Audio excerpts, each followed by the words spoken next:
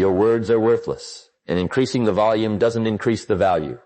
Every day you show up to work and participate in the same self-sabotaging ritual that's plagued your career for years. Someone presents an idea and you immediately point out the flaws.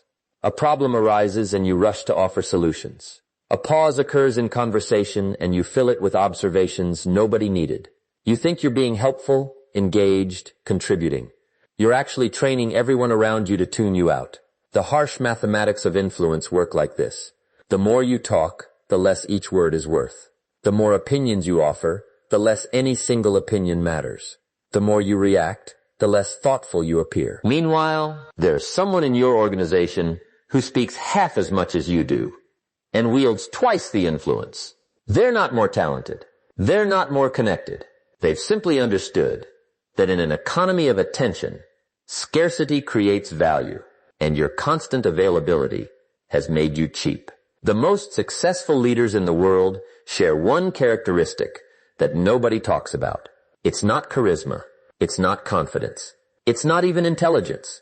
It's their ability to remain silent when everyone else feels compelled to speak.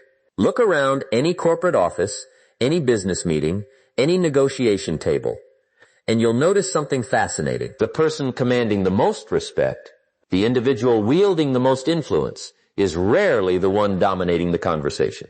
They're the ones sitting back observing, processing, and choosing their words with surgical precision.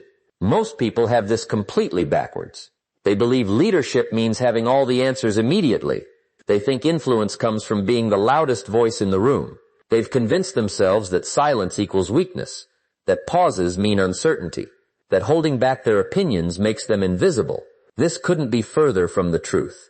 In fact, this misconception is exactly what keeps average performers stuck at average levels, while true leaders rise to the top. Here's what actually happens in the real world of business and leadership. When you speak less, your words carry more weight. It's basic economics applied to communication. Scarcity creates value. When you're not constantly filling every silence with your opinions, observations, and commentary, something remarkable occurs. People start leaning forward. When you do speak, they pay attention. They take notes. They remember what you said because you don't say much, which means when you do open your mouth, it matters. Think about the most expensive luxury brands in the world. They don't advertise on every billboard. They don't send you emails every single day. They don't desperately seek your attention. Their restraint, their selectivity, their silence creates mystique and value. Your words work exactly the same way. Every time you jump into a conversation with an unnecessary comment, you're devaluing your communication currency. Every time you fill an uncomfortable silence just because it feels awkward, you're training people to ignore you. The psychological impact of strategic silence is profound. When you pause before responding, even for just 3 seconds, you communicate several powerful messages simultaneously. First, you're showing that you actually think before you speak, which immediately separates you from 90% of the population who react on impulse. Second, you're demonstrating emotional control, which is the cornerstone of executive presence. Third, you're forcing the other person to sit in that silence with you, which creates a subtle but unmistakable power dynamic. They spoke, you're considering, they're waiting for your judgment. You've just positioned yourself as the authority without saying a single word. In negotiation settings, this principle becomes even more critical. The first person to speak after a proposal is made almost always loses ground.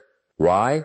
Because breaking the silence reveals discomfort, and discomfort reveals weakness. When you put an offer on the table and then sit back in complete silence, you're forcing the other party to react. You're gathering information about their position, their confidence level, their desperation or lack thereof. They might counter immediately, revealing they were prepared to give more. They might fumble for words, showing uncertainty. They might rush to fill the silence with justifications, handing you leverage you didn't even ask for. But here's where most people struggle. Silence feels uncomfortable. Your brain starts screaming at you to say something, anything to ease the tension. You feel pressure to prove you're engaged, to show you're smart, to demonstrate value. This is exactly the trap you must avoid. That discomfort you're feeling, the other person feels it 10 times worse because they're waiting for your response. Your comfort with silence makes them uncomfortable, and the discomfort works entirely in your favor. Consider what happens in team meetings.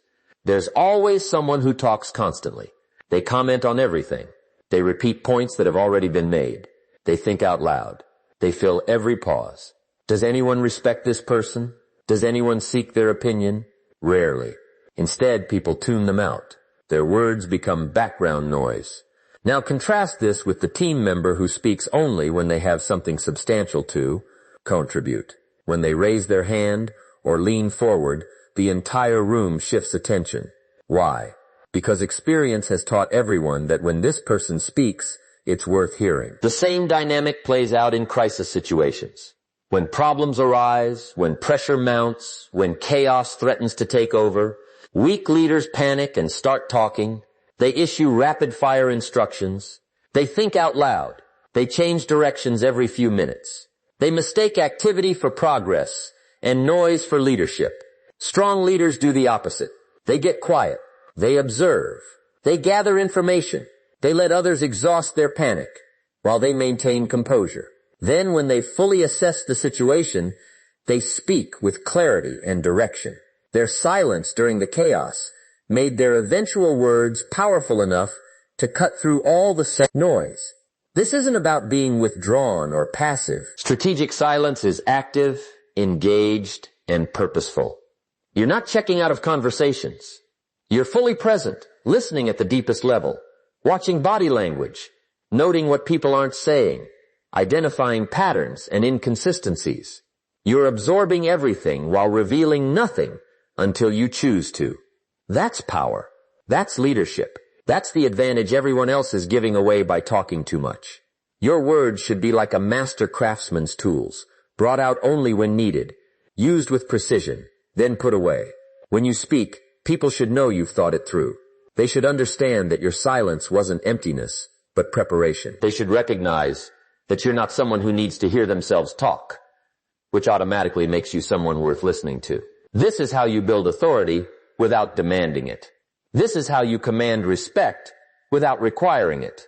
This is how silence makes you a leader. Your ability to lead others is directly connected to your ability to lead yourself. And nothing tests self-leadership more than those moments when every fiber of your being wants to react immediately. Someone criticizes your work, a colleague takes credit for your idea, your boss questions your judgment in front of the team. In these moments, your natural impulse screams at you to defend, to correct, to fight back instantly. This impulse has destroyed more careers than any other single factor. The leaders who rise to the top have learned something that average performers never grasp. They've mastered the space between what happens to them and how they respond. There's a 3-second rule that separates professionals from amateurs. When something triggers you emotionally, when you feel that surge of anger or frustration, or the desperate need to prove yourself right, you count to 3 before you open your mouth. 3 seconds. That's all it takes to shift from reactive to responsive. In those 3 seconds, your prefrontal cortex catches up with your amygdala. Your thinking brain overrides your emotional brain. You move from automatic to intentional. This tiny pause is the difference between saying something you've regretted for years and saying something that elevates your reputation. But most people can't do it. They're so afraid of looking weak, so terrified of letting something slide, so convinced that immediate response equals strength that they sabotage themselves repeatedly. They send emails in anger. They snap back in meetings. They defend themselves before anyone has even finished speaking. Then they wonder why people don't trust them with bigger responsibilities. They question why they're passed over for promotion. They can't understand why their teams walk on eggshells around them. The answer is simple. They've demonstrated over and over that they can't control themselves. So why would anyone believe they can control a department or a division or a company? Let me tell you about a vice president named Thomas who learned this lesson the hard way. He was brilliant, hardworking, and absolutely terrible at managing his reactions in meetings. If someone questioned his department's results, he'd immediately launch into defensive explanations. If a colleague suggested a different approach, He lists 10 reasons why that wouldn't work before they'd finished their sentence. If his boss expressed concern about a project, Thomas would interrupt with justifications and excuses. He thought he was showing competence. He believed he was protecting his reputation. In reality, he was advertising his insecurity to everyone in the room. His career had plateaued. Despite his technical skills and work ethic, he kept getting passed over for senior roles. Then one day, his mentor gave him brutally honest feedback. Nobody trusted him in high-pressure situations because he couldn't one way handle even low-pressure conversations without becoming defensive. The mentor gave him a simple assignment. For the next 30 days, he was not allowed to respond immediately to any criticism, question, or challenge. He had to pause, acknowledge what was said, and tell people he'd think about it and get back to them. The first week was torture for Thomas. His ego screamed at him. Every pause felt like an admission of weakness. He was convinced people would think he didn't know his job, but he stuck with it. He'd hear criticism, and instead of defending, he'd say, "That's a fair point. Let me consider that and follow up with you tomorrow." Someone would question his approach, and he'd respond, "I appreciate that perspective. Give me some time to think through what you said." It felt completely unnatural. It went against every instinct he had. By week 3, something shifted. His team members started opening up to him more because they weren't afraid of his defensive reactions. His peers began seeking his input because he's there. Stopped treating every conversation like a debate he had to win. His boss started giving him more candid feedback because Thomas had proven he could hear it without melting down. By the end of 90 days, Thomas had been offered the senior role he'd been chasing for 3 years. The promotion wasn't because he'd suddenly become smarter or more skilled. It was because he'd finally learned to control his reactions through the power of strategic silence. This principle applies to every interaction you have. When someone says something that triggers you, your silence serves multiple purposes. First, it prevents you from saying something you'll regret. Second, it gives you time to understand what will be heard, to why of mince really being said versus what you initially heard through your emotional filter. Third, it demonstrates to everyone watching that you're someone who thinks before responding. Fourth, it often causes the other person to keep talking, revealing more information that helps you understand the real issue. The phrase, "Let me think about that," is one of the most powerful tools in your leadership arsenal. It buys you time. It shows respect for the complexity of the issue. It prevents you from making commitments you haven't fully considered. It signals that you're someone who takes things seriously rather than shooting from the hip. Yet most people are terrified to use it because they think it makes them look indecisive or uninformed. The opposite is true. Leaders who need time to think are respected. Leaders who have instant answers to everything are viewed with suspicion. Your emotional regulation is constantly being tested in the workplace. Every day presents situations that could trigger reactive responses. The key is recognizing that between every stimulus and your response, there's a space. In that space lies your power. When you fill that space with silence instead of immediate reaction, you're exercising the highest form of self-control. You're proving that you can be trusted with greater responsibilities because you care. Somewhere you can be trusted with your own emotions. This is what separates managers from leaders. This is what determines who gets the corner office and who stays stuck in middle management. This is how silence transforms you from someone who reacts to circumstances into someone who shapes them. The moment you step into any leadership role, you enter a completely different game with completely different rules. What got you promoted will not keep you successful. Individual contributors succeed by having answers. Leaders succeed by drawing answers out of others. Individual contributors prove their value by speaking up. Leaders prove their value by creating space for others to step up. This shift is where most new leaders fail. They keep playing the old game, dominating discussions, solving every problem themselves, being the smartest person in every conversation. Then they wonder why their teams underperform and why they're overwhelmed with work.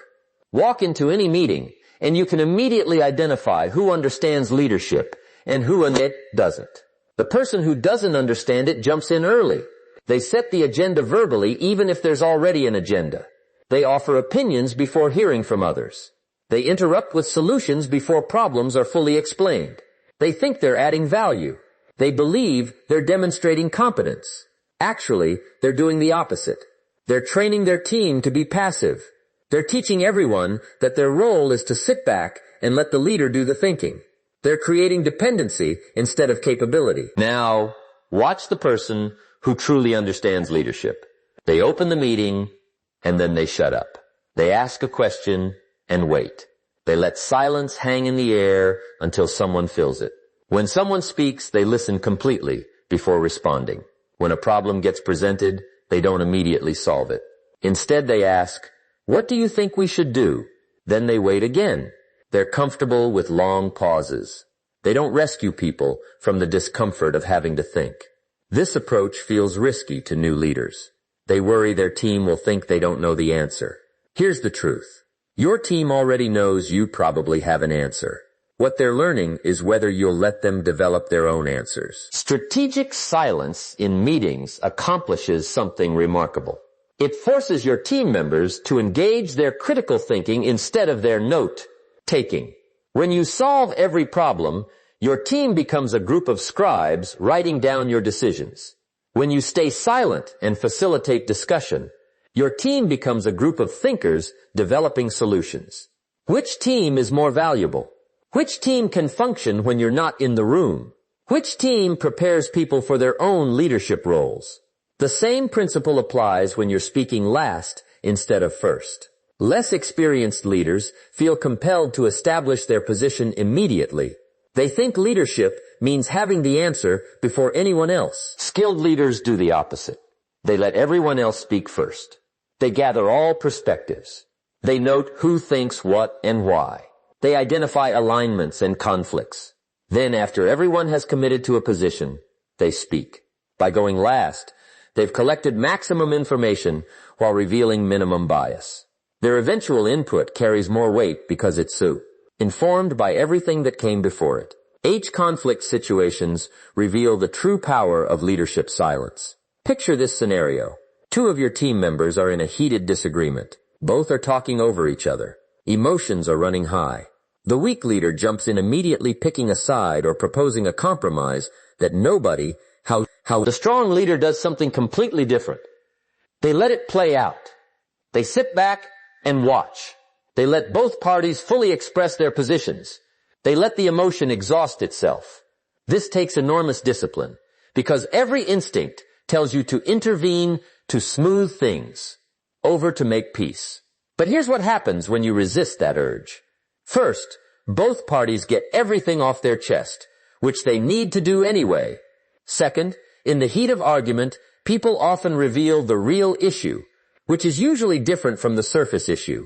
Third, sometimes they actually resolve it themselves when they're forced to work through it. Fourth, they learn that you won't rescue them from difficult conversations, which makes them more careful about picking fights. Your silence isn't passive, it's strategic. You're gathering information and letting natural consequences play out. Consider what happened with a department director named Catherine, who inherited a team with terrible dynamics. 3 senior members constantly undermined each other. Meetings were battlegrounds. Projects stalled because of internal politics. Her predecessor had tried everything, mediating every dispute, shuffling responsibilities, even formal disciplinary action. Nothing worked. Catherine took a radically different approach in her first team meeting. When the bickering started, she said nothing. She simply sat back and watched. The argument escalated. People looked at her expectantly, waiting for her to intervene. She remained silent, taking notes. After 15 uncomfortable minutes, the argument lost steam. People started feeling foolish. The meeting ended awkwardly. The next morning, Catherine met with each person individually. She didn't lecture. She didn't take sides. She simply played back what she'd observed. She asked each person, "Is this how you want to be seen by your colleagues?" She let them sit with that question. Then she explained her new policy. She would no longer referee disputes if they had conflicts. They needed to resolve them directly or bring her a jointly agreed solution. She would facilitate discussions, but not impose answers. The team was shocked. They'd expected her to fix everything like her predecessor tried to do. Within 30 days, the dynamic shifted completely. The constant bickering stopped because there was no audience for it. People started having direct conversations because they had no other choice.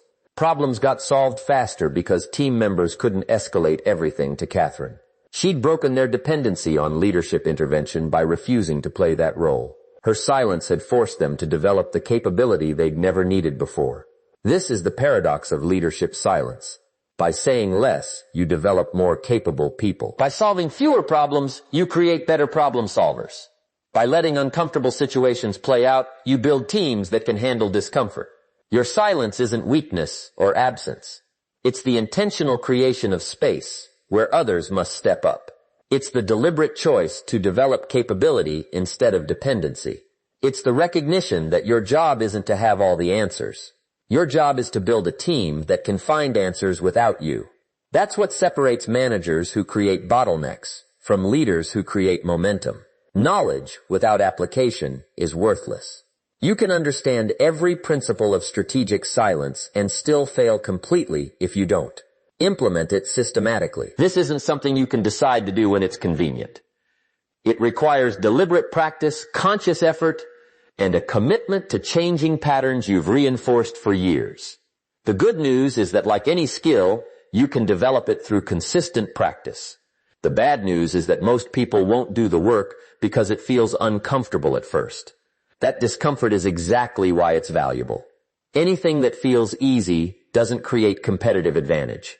Start with your mornings, before you check your phone, before you turn on the news, before you engage with anyone. Spend 15 minutes in complete silence. Not meditation in the mystical sense, not some elaborate spiritual practice. Just sitting quietly with your thoughts. No input, no output, just silence. This trains your brain to be comfortable with quiet. Most people are addicted to constant stimulation. They wake up and immediately flood their minds with information, opinions, and noise. Then they wonder why they're reactive all day. Your morning silence builds your capacity to choose response over reaction. It's like going to the gym for your self-control. During this morning practice, focus on your breathing and observe your thoughts without engaging them. Thoughts will come. Let them pass. Don't argue with them. Don't develop them. Just watch them like clouds moving across the sky. This simple practice does something profound. It teaches you that you are not your thoughts. You are the observer of your thoughts. This distinction is critical for leadership because it means you don't have to react to every thought that crosses your mind. You can observe an angry thought without acting on it. You can notice a defensive impulse without following it. This is the foundation of strategic silence. Now apply this to your daily conversations. Set a specific goal. In every conversation today, you will listen twice as long as you speak. This sounds simple, but try it, and you'll realize how difficult it actually is. Count to 3 before responding to anything. Not 1, not 2, but 3 full seconds. Time yourself if you have to. Those 3 seconds will feel eternal at first. You'll be convinced the other person thinks you're slow or confused. Push through that discomfort. What you're actually communicating is that you think before you speak, which is increasingly rare and therefore increasingly valuable. Practice the power question technique. Instead of offering your opinion or solution, ask a question, and then stay silent. The question should be open-ended, not yes or no, something that requires thought. What do you think is driving this problem? Or how would you approach this situation? Or what outcome are you hoping to achieve? Then comes the critical part. After you ask, stop talking. Let the silence stretch. Let it become uncomfortable. Let the other person struggle to formulate their answer. Every second of that silence is them developing their thinking. Every moment you resist filling that silence is you building their capability. Track your speaking to listening ratio for 1 week. Be brutally honest in meetings, in one-on-one conversations, in casual interactions. Are you speaking more than 50% of the time? If so, you're talking too much. Most people dramatically overestimate how much they listen and underestimate how much they speak. Record yourself in a meeting if you can. Watch it back. Count the minutes you spend talking versus listening. The results will shock you. Once you have accurate data, you can set real improvement goals. Week 1, reduce your speaking by 20%. Week 2, another 20%. By week 4, you should be speaking no more than 30% of the time in most interactions in written communication. Practice silence by building in delay. When someone sends you an email that triggers you emotionally, do not respond immediately. Save it as a draft. Walk away. Come back 2 hours later. Reread what they wrote. Reread what you wrote. Edit out everything emotional. Strip it down to facts and forward movement. You'll be amazed how different your response looks after that cooling off period. This practice alone will save your career multiple times. The emails you don't send are often more valuable than the ones you do. Phone and video calls require different silence tactics. On calls, resist the urge to fill every pause with words when you're presenting information. Pause between major points. Give people time to absorb what you've said before moving to the next idea. When someone asks you a question, take a visible breath before answering. This signals that you're thinking, not just reacting. In video meetings, being comfortable with silence on camera demonstrates remarkable confidence, while everyone else rushes to fill dead air. You can sit calmly, project competence through your body language, and speak only when you have something worth saying. Here's where people often get this wrong. They confuse strategic silence with being withdrawn or passive-aggressive. Strategic silence is engaged. You're making eye contact. You're leaning in. Your body language shows you're present and interested. You're taking notes. You're nodding at key points. You're actively listening, not checked out. Passive-aggressive silence is different. It's the cold shoulder. It's refusing to communicate as punishment. It's withholding information to maintain power. That's not leadership. That's manipulation. Learn the difference and never cross that line. Cultural considerations matter here. In some cultures, extended silence is normal and comfortable. In others, it's seen as awkward or even rude. You need to calibrate your approach based on context. But here's the key. Even in cultures where constant conversation is the norm, thoughtful pauses still command respect. Even where quick responses are expected, a brief moment of consideration still elevates your credibility. Adapt to your environment, but don't abandon the principle. Your action plan starts today.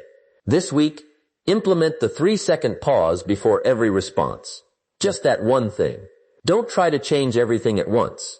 Master the pause. Next week, add the morning silence practice. 15 minutes every day.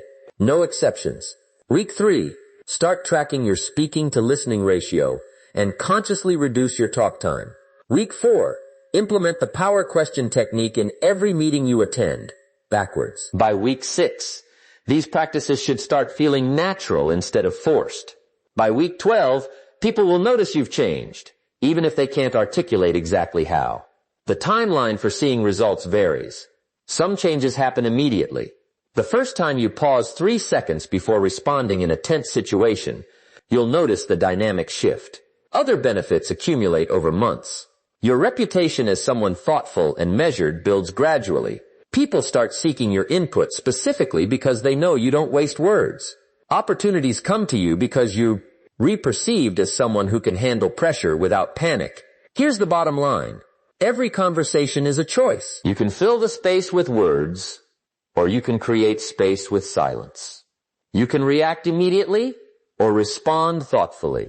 You can prove you're smart by talking, or demonstrate wisdom by listening. The path you choose determines whether you remain where you are or rise to where you want to be. Strategic silence isn't about being quiet. It's about being powerful. It's about controlling the narrative by controlling yourself. It's about leading through presence rather than noise. Starting right now in your very next conversation, you have the opportunity to apply these principles. The question isn't whether this works. The question is whether you'll actually do it. Your future is determined by that choice.